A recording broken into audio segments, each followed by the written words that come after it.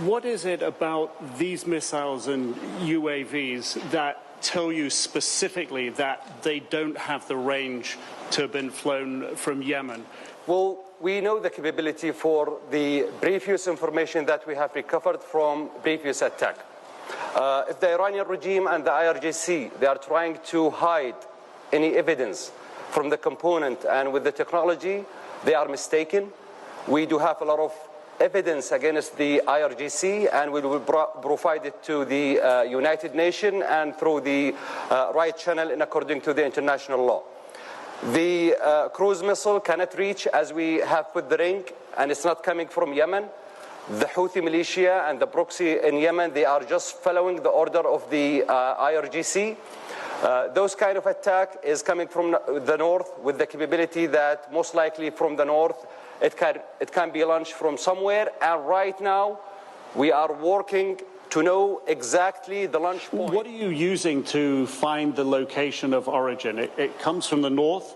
Are you using satellite imagery? Thank you. When we determine the launch point, it will be announced. We have multiple use or a lot of way and method to determine the launch point. We have a lot of information coming from the analysis that we have recovered from the UAV, either this time, and for the security, we cannot give more information about it. I think if you give the last question, I mean your last point, please. Last point you mentioned? Well, the last point was how do you find, how are you finding that launch point? As I mentioned, so we have a lot of way to find it and to spot it. And we got recovered a lot of information from the UAV itself. Some of the components here, the Iranian regime and the IRGC, they are trying to erase the information. However, we have collected enough information and to know what's behind it. Thank you. So is it Iran? Thank you. Is it Iran? Thank you. What do you? Would you please? I need. Yes. I am controlling the press conference. Have a seat, please. Please. Thank you very much, Mark Stone from Sky News. With respect, this is quite an embarrassing display for the Saudi military because it's quite clear that your air defences failed incredibly badly, that so many missiles and drones were able to penetrate deep into Saudi Arabia. First of all, why did your air defences fail? And secondly, what will the response of Saudi Arabia be to quite such a substantial attack? Thank you. Well, we are very proud about our air defense. Our air defense have intercepted until now almost 232 ballistic missiles.